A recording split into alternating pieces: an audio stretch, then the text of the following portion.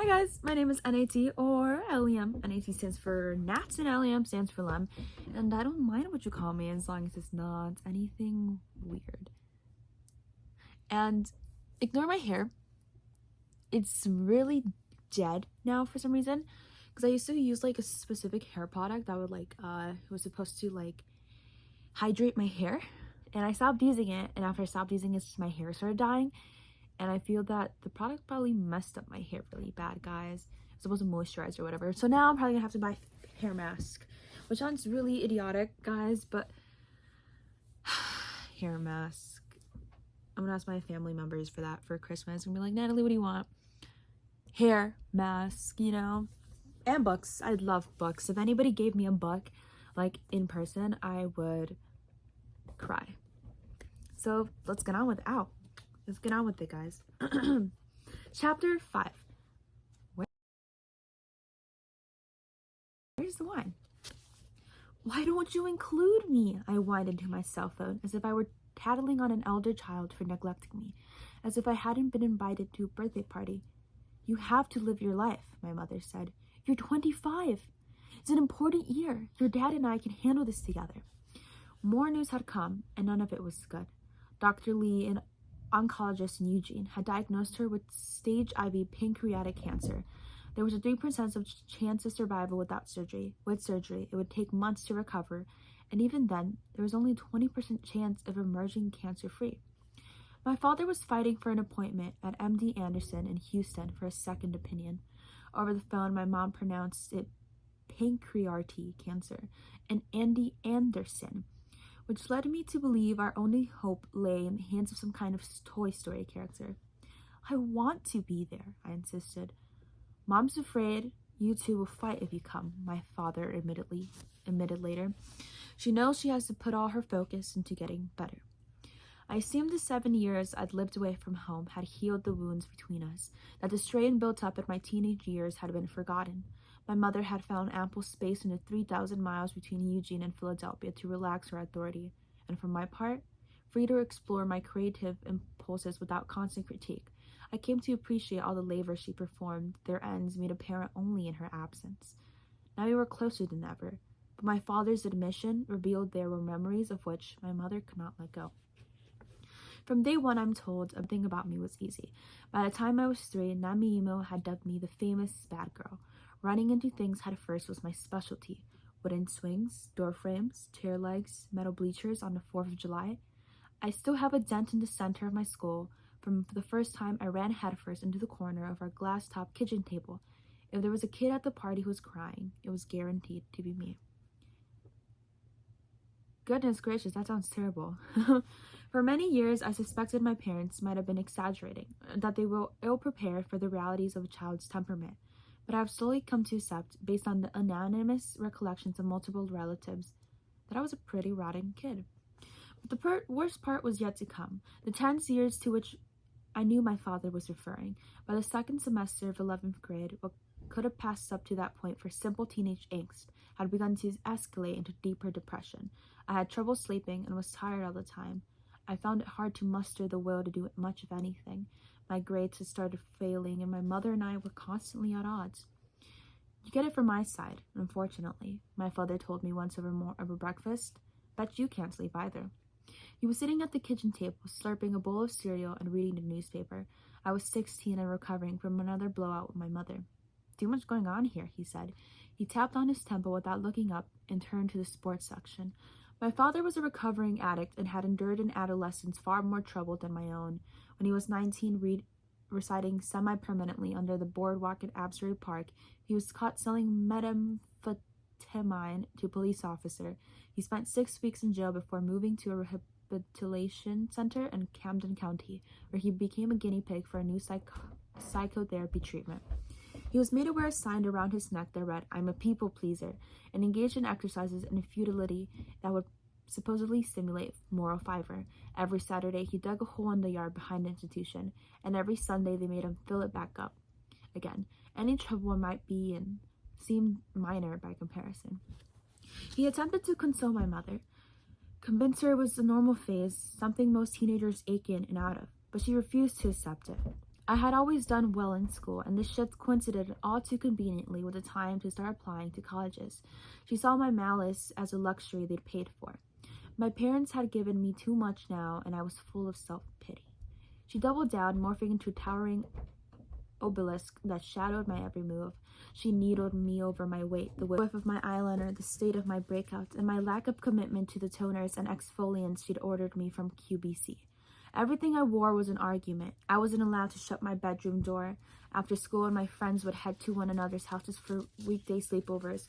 I was whisked away to extracurriculars and stuck in the woods, left to grumble alone in my room with the door left open. Once a week, I was allowed to sleep over at my friend Nicole's apartment, my sole respite from my mother's overbearing supervision. Nicole's relationship with her mother was the complete opposite of mine. Coletti gave Nicole freedom to make her own decisions, and they actually seemed to enjoy spending time together. Their two-bedroom apartment was painted in bright, bold colors and was full of cool vintage furniture and clothing from thrift shops. Longboards from Colette's teen years in California were stacked by the front door, and souvenirs from a year abroad when she taught English in Chile lined the windowsills. A porch swing hung from the ceiling in the living room. Plastic craft store flowers weaved through the chain links that suspended it. I admired the way they seemed more like friends than mother and daughter, envied their thrifting trips to Portland, how idyllic it seemed when I'd watch them bake together in their apartment, pressing pizzelles out of homemade batter with the heavy metal iron they'd inherited from Coletti's Italian grandmother, tracing dozens of intricate patterns into delicate, edible doilies, dreaming of the cafe Coletti someday wished to open, a place where they could sell their baked goods and decorate the interior, just like the home I found so creative and charming. Observing Coletti made me question my mother's dreams. Her lack of purpose seemed more and more of an oddity, suspect, even anti-feminist. That my care played such a principal role in her life was a vocation I naively condemned, rebuffing the intensive, invisible labor as the errand work of a housewife who neglected to build up a passion or practical skill set. It wasn't until years later, after I left for college, that I began to understand what it meant to make a home, and just how much I had taken mine for granted. But as a teenager newly obsessed with my own search for a calling, I found it impossible to imagine a meaningful life without a career, or at least a supplemental passion, a hobby. Why did her interest and ambition never seem to bubble up to the surface? Could she truly be content as only a homemaker? I began to interrogate and analyze her skill set. I suggested possible outlets, courses at the university in interior design or fashion. Maybe she could start a restaurant. Too much work. You know, Gary's mom started her Thai restaurant. Now she always running around. Never have time for anything. When I'm at school, what do you do all day? I do a lot, okay? You just don't understand because you spoiled. When you move out of your house, you see everything mommy do for you. I could tell my mother was jealous of Colette, not because of her whimsical ambitions, but because of how I idolized her desultory aims. And the more I rotted into a cruel teenager, the more I flaunted my relationship with Colette as a way of taking advantage of my mother's emotions. I felt it was payback for how frequently she took advantage of mine. Into the vacuum of my disinterest, music rushed to fill the void.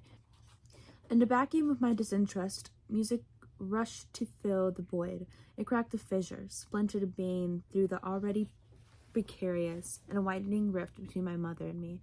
It had become a chasm that threatened to swallow us whole. Let me fix that. There you go. Nothing was as vital as music, the only comfort for my existential dread. I spent my days downloading songs one at a time off LimeWire and getting into heated discussions on AIM about whether the Foo Fighters' acoustic version of Everlong was better than the original.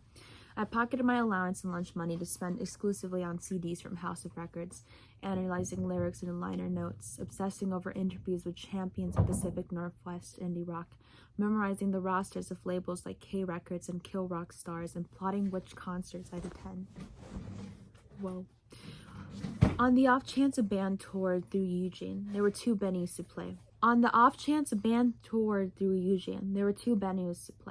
The Wow Hall was where I saw most local groups growing up.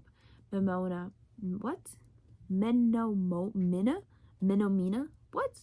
Joanna Newsom, Bill Callahan, Mount Erie, and the Rock and Roll Soldiers, who were the closest bands Eugene could claim as hometown heroes. They wore headbands and leather vests with tassels that hung over their bare chest, and we admired them because they were the only people we knew who had left and accomplished something, a coveted major labor deal, and a slot in Verizon Wireless commercial. We never stopped to question if what they'd accomplished had really been so great, why they were back in town to play so often. Bigger bands played the McDonald Theater, where I saw Modest Mouse and the crowd surfed for the first time ever, spending a good 30 seconds on the edge of the stage beforehand to ensure someone in the front row would in fact catch me when I jumped. Isaac Brock was like a god to us. There was a rumor that his cousin lived in the town next over, in the trailer park that the song Trailer Trash is about, and his potential proximity made him all the more relatable, someone we could claim as our own. Everyone I knew had somehow memorized every word to his sprawling 100-track catalog, including the songs from his side projects and B-sides, coveted albums we were constantly trying to track down to burn and slip into the plastic sleeves of our CD binders. His lyrics epitomized what it felt like to grow up in a small gray town in the Pacific Northwest, what it was like to suffocate slowly from the boredom. His swelling 11 minutes opposes and catheric, blood-curdling screams soundtracked every long dive with nothing to think about. But nothing impacted me so profoundly as the first time I got my hands on a DVD of the Yeah Yeah Yeahs live at the Fillmore. The front woman, Karen O, was the first icon of the music world I worshipped who looked like me. She was half Korean and half white, with an unrivaled showmanship that obliterated this docile Asian stereotype. She was famous for wild onstage antics, spitting water into the air, bounding across to the far edges of the stage, and deep-throating a microphone before lassoing it above her head by its cable. Agape at the image, I found myself in a strange stage of ambulance. My first thought being, how do I get to do that? And my second, if there's already one Asian girl doing this, then there's no longer space for me. Back then, I didn't know what a scarcity mentality was. The dialogue surrounding representation in music was in its nascent stages, and because I didn't personally know any other girls who played music, I didn't know there were others like me struggling with the same feelings. I didn't have the analogical capacity to imagine a white boy in the same situation, watching a live DVD of, say, The Stooges and thinking, if there's already an Iggy Pop, how could there possibly be room for another white guy in music? Nevertheless, Karen O made music feel more accessible, made me believe it was possible that someone like me could one day make something that meant something to other people. Fueled by this newfound optimism, I began to badger my mother Guys, I don't think I can speak. Incessantly for a guitar. Okay. Having already sunk a hefty sum on a long list of extracurriculars I'd summarily abandoned, she was reluctant to oblige, but by Christmas she finally broke down, and at last I received a $100 Yamaha acoustic in a box from Costco. I wonder if Costco still sells guitars, guys. $100 for a guitar? That sounds kind of nice. The action was so high it felt like you had to wrestle the strings half an inch to pin them to the fret. I started taking lessons once a week at the most embarrassing place one can learn how to play the guitar, the Lesson Factory. The Lesson Factory was like the Walmart of guitar lessons. It was connected to the Guitar Center, and inside there were about 10 soundproof cubicles, each equipped with 2 chairs and 2 amplifiers, and your very own defeated musician recruited off Craigslist. I was lucky enough to be paired with a teacher I actually liked, who must have considered me a welcome break from the prepubescent boys who exclusively wanted to learn how to play Green Day songs and the intro to Stairway to Heaven. The lessons couldn't have come at a better time. That same year, Nick Hawley Gomer took the seat next to me in English, and it felt like I'd won the lottery. I heard about him because he was Maya Brown's neighbor and ex-boyfriend. I didn't have any classes with Maya, but she was known to all of us because every boy in our grade had a crush on her. Infuriatingly, she was objectively pretty and popular, but masqueraded as a tormented alternative. She dyed her brown hair jet black, wore caramel-colored corduroys, and would write things on her arms in pen so she wouldn't forget them. That she later wrote in the live journal, which I followed assiduously, even though we weren't friends in real life. Her entries were made up of bright-eyed lyrics conflated with her own romantic encounters and meandering ruminations, largely written in the second person, directed at someone anonymous who had either wronged her or for whom she desperately longed. I thought she was one of the great American poets of our time. That's kind of cute. I can't imagine that, guys. I don't know what a live journal is. Nick had shaggy blonde hair, painted his nails with white out. I don't think that's like safe, guys. I'll search that up later too. And wore a serval hoop earring in one ear. In class, he was quiet and terribly slow, like he was stoned all the time. I know someone like that. He was constantly asking me when assignments were due and if he could borrow my notes. Hapless requests that I deftly roped into my private mission to befriend him. In middle school, Nick had a band called the Barrowrights. I didn't know anyone who played in a band, and it felt impossibly cool that Nick already had one. They put out one EP before disbanding, which I diligently hunted down from a friend of a friend. It was a burned disc folded into a homemade paper envelope with drawings and titles written in Sharpie. As soon as I got home, I slipped the disc into the boombox I kept on my desk. I sat on a rolling chair and listened, still holding the paper envelope in my clammy hands as I potted over the lyrics, imagining Nick Gamer's wildly sexually experienced past. There were 5 tracks, the last a song called Molly's Lips. I wondered if Molly was another one of his many exes, or if it was perhaps a pseudonym for Maya Brown. I was too stupid to know that Molly's Lips was actually just a Nirvana cover, and I'd like to think that Nick was at least too stupid to know that Nirvana was covering the bass lines. Okay. Eventually, I worked up enough courage to ask if he wanted to jam. We met at lunch under a tree by the soccer fields. It didn't take too long to reveal how hurriedly inept I was at the guitar. I had never jammed with anyone before. Nick would start a song and I'd have no idea what key it was in or how to accompany him. I tried to quietly hunt and peck for the right notes, attempting to bone in on a simple lead line vaguely rooted in the scales I thought I knew, before eventually apologizing and giving up completely. Nick took it in stride. He was patient and non-judgmental and offered to play along instead to the songs I knew. We spent the rest of lunch trading verses on the White Stripes, We're Going to Be Friends, and the Velvet Underground's After Hours, and it felt like the most romantic miracle of my young adult life. When I had written a few songs of my own, I decided to sing up for an open mic night at Cosmic Pizza, a restaurant downtown with a cafe table setting and a small stage behind the front bar. It had glossy cement floors and high ceilings and usually hosted jazz nights and world music.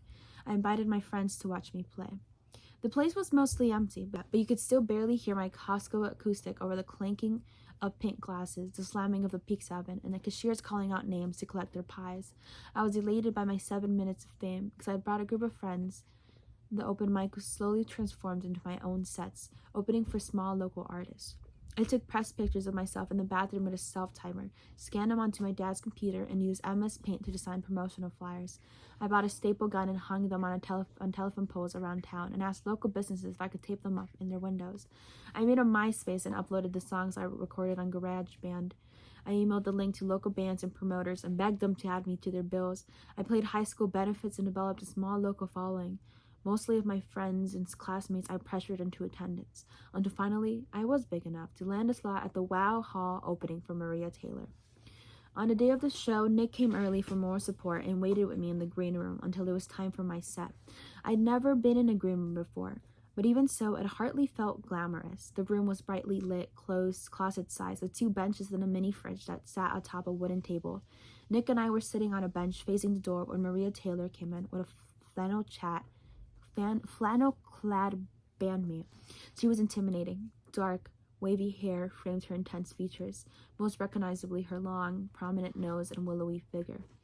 I held my breath as she entered. She mumbled, "Where's the wine?" and left. My parents came and stood together in the back. I played about 6 acoustic songs, seated on a metal fold-out chair, wearing a striped rainbow shirt from Forever 21, with faded flare jeans tucked into brown cowboy boots, an outfit I actually thought made me look cool at the time. Goodness gracious, the way that fashion has developed throughout times is crazy. By then, thank God, I had at least upgraded to a Taylor acoustic and played out of an SWR strawberry blonde amp I'd chosen solely because I liked the red and cream color combo. I fumbled through open chords using a capo along the neck for each song so I could reuse the same chord shapes. I sang teenage songs about longing for the simpler times, not realizing that's exactly what these times were supposed to be. When I wished I got a "good job, sweetie" from my parents, who generously allowed me to hang around for the rest of the show. Maria Taylor played a red, grushed, hollow body that looked comically large on her thin frame. I grabbed Nick's shoulder in excitement as she started the chords to Xanax, the lead single off her new record that I'd been putting on all my mixes. The song started like a ticking clock, drumsticks clacking against the snare rim as she cataloged her anxieties and fears. Afraid of an airplane, of a car swerving in the lane, of the icy mountain roads we have to take to get to the show. She jolted her torso forward into the last strum, and the members of the band, who stood stock still through the entirety of the first two verses, collapsed in unison into the chorus. Even as I sang along to a song that specifically addressed the constant challenges on life of tour, even as I watched them play to a small ridge of at best 30 people in a small town they probably regretted booking, witnessing someone who toured the country playing songs they wrote was a revelation. I'd shared a stage with this person, sat 2 feet away in the same room as them. I had a glimpse the life of an artist, and it felt, for a moment, like a path slightly more within reach. After the show, Nick gave me a ride home in his parents' Nissan Maxima. He was proud of me, and it felt good that someone I looked up to was seeing me in a new light. You should really record an album with your You should really record an album of all your songs, Nick said. You should look into the studio where we recorded the Barrow rights. The next morning, my mom took me to lunch at Seoul Cafe, the restaurant near the university run by a Korean couple. The husband worked the floor while the wife cooked in the back. Its only fault was that the service was slow. The husband usually flustered when he had more than 3 tables to deal with. As a workaround, my mother would call on the drive over about halfway between our house and the restaurant and phone in our orders in advance. Do you want bibimbap today? She asked, holding the steering wheel with one hand and searching the contacts of her pink Razr flip phone with the other. Yeah, that sounds good. Ane ajusi. Every time my mother spoke Korean, this text sprawled out before me like a mad lib, words that were so familiar mixed with long blanks I couldn't fill in. I knew she was ordering jampong, with extra vegetables, because I knew those words and because she always ordered the same thing. If she liked something, she stuck to it, ate it every day, seemingly never tiring of it, until one day she'd just move on inexplicably. When we arrived, my mother greeted the old man at the counter with a big smile and burst into Korean while I dutifully poured hot tea for us from a large metal urn and placed our napkins, metal spoons, and chopsticks on the table. She paid at the counter, grabbed the Korean magazines from the front, and brought it back to our booth. I really like them here, but they're really slow. That's why Mommy always calls ahead, she whispered. She flipped through the magazine, drinking her barley tea and taking in the Korean actress and models. I think maybe this would be a nice hairstyle for you, she said, pointing at a Korean actress with perfectly neat wavy tresses. She flipped the page again. This kind of military jacket is very popular style in Korea now. Mommy wants you to get one, but you always wear ugly things. The old man wheeled our dishes over on a cart and placed our orders on banchan on the table. The rest at the bottom of my dolso crackled, and my mother's seafood noodle soup billowed a steam bath from its bright red surface. Masitke desuyo, the man said with a slight bow, wishing us a good meal as he pushed his cart back to the counter. What do you think of my shots yesterday? I said, squirting gochujang into my bibimbap. Honey, don't put too much gochujang or it would taste too salty, she said. She swatted my hand away from my bowl. I set down the red squeeze bottle with a token of obedience. Nick said he knows a studio where I could record my songs. I'm thinking, since it's just guitar and vocals, I could record like an album in 2 or 3 days. It'll only be like $200 for the studio time, and then I could burn the disc at home. My mother lifted up a long string of noodles and then let them drop back into the broth. She set her chopsticks across the top of the table. She set her chopsticks across the top of the bowl, closed the magazine, and met my eyes across the table. I'm just waiting for you to give this up, she said. My eyes fell into my rice. I broke my yolk with my spoon and pushed it around the stone bowl with the vegetables. My mother leaned in and began spooning some bean sprout soup into my bibimbap. The liquid sizzled against the tide. I should have never let you take guitar class, she said. You should be thinking about the colleges, not doing this weird thing. I bobbed my left leg up and down nervously, trying not to explode. My mother grabbed my thigh under the table. Stop shaking your leg. You'll shake the lookouts. What if I don't want to go to college? I said brazenly, wrenching away from her grasp. I shoveled a spoonful of the scalding mixed rice into my mouth, flopping it around with my tongue, creating an air pocket that let out the steam. My mother looked around the restaurant nervously, as if I had just pledged a faith to satanic commune. I watched her try to collect herself. I don't care if you don't want to go to college. You have to go to college. You don't know me at all, I said. This weird thing is a thing that I love. Okay, fine, then. You go live with Colette, she erupted. She grabbed her purse and stood sliding on her oversized sunglasses. I'm sure she'll take care of you. You can do whatever you want there, and I'm so evil. By the time I followed her out to the parking lot, she was already in the driver's seat, using the mirror from the sun flap to pick the gochugaru from her teeth with the folded corners of her seat. She was waiting for me to stop her, to chase her, and beg her for forgiveness, but I would not give in. I could live without them, I thought to myself with foolish teenage confidence. I could get a job, I could stay with friends, I could keep playing shows until someday the rooms were full. My mother crumpled the receipt into the cup holder, closed the mirror, and rolled down her window. I stood still in the parking lot, trying my best not to tremble as she stared me down from behind her dark lenses. You want to be a starving musician? She said. Then go live like one. Oh my goodness, that's so sad. The allure of life as a starving musician wore off quickly. I stayed with Nicole and Colette a few nights, then with my friend Shannon, who was a year older and had her own place. We hung around a punk house called the Flower Shop that was basically a glorified squat. Crust punks slept on the floors, hurled glass bottles off the roof into the street, and threw kitchen knives into the drywall when they were drunk. Without my mother as an anchor, I strayed even further from the responsibilities we've been arguing about over the past year. The college supplements I needed to complete remained half-finished documents on my father's desktop computer, and I was pulled into a vicious cycle of truancy. I skipped classes, missed assignments, became ashamed I had gotten so far behind, and then kept skipping because I didn't want to be confronted by the teachers who cared about me. Many mornings I would just sit outside on campus, smoking cigarettes in a high school parking lot, unable to go inside. I fantasized about dying. Every object in the world seemed to become a tool for it.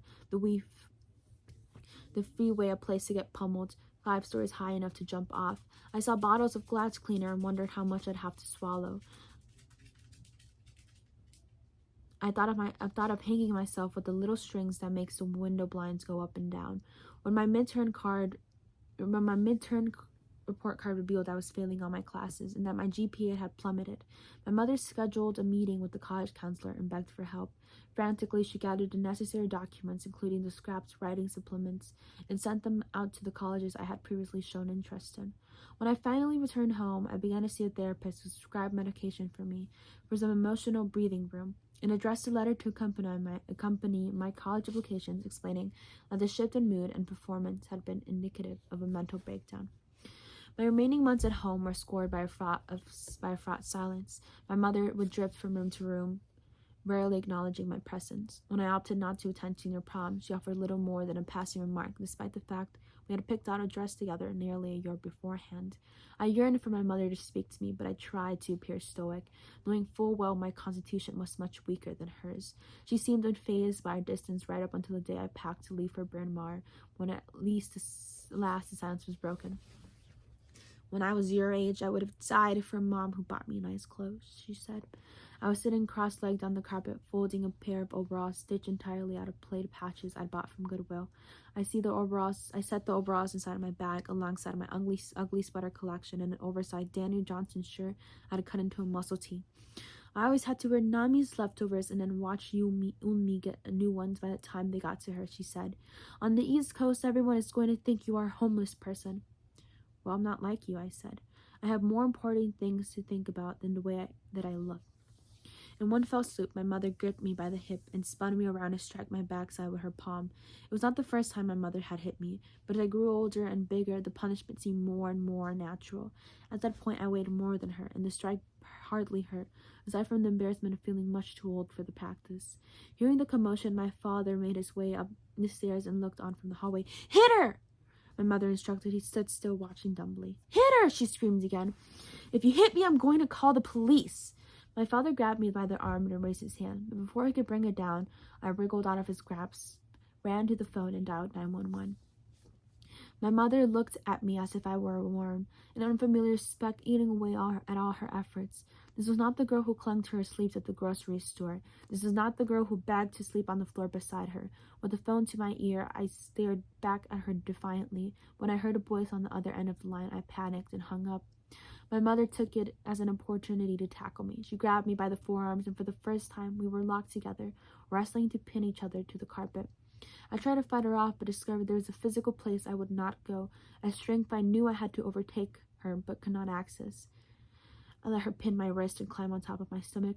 Why are you doing this to us after everything we have given you? How can you treat us this way? She yelled, her tears and spit falling onto my face. She smelled like olive oil and citrus. Her hands felt soft and slick, greased with cream as they pushed my wrist against the coarse carpet. The weight of her on me began to ache like a bruise. My father hovered over us, unsure of his place in it all, searching for a reason why a kid like me could wind up so miserable.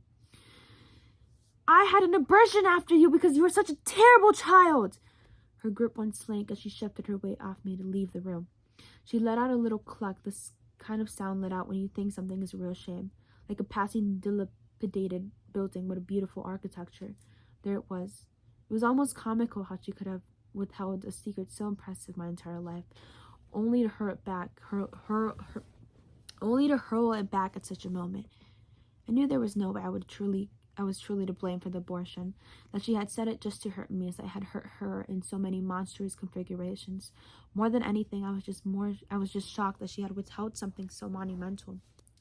I envied and feared my mother's ability to keep matters private, as every secret I tried to hold close it away at me. She possessed a weird talent for keeping secrets, even from us. She did not need anyone. She could surprise you with how little she needed you. All those years, she instructed me to save 10% of myself like she did. I never knew it meant she had also been keeping a part of herself for me too. And that's the end of chapter 5, and I thank you guys so much for joining in today. I'm probably going to start reading chapter 6 later today, or tomorrow, because it's like late. Thanks, guys. Hope you guys have a wonderful, spectacular day. Don't be sure to take care of you guys. Take care of yourself.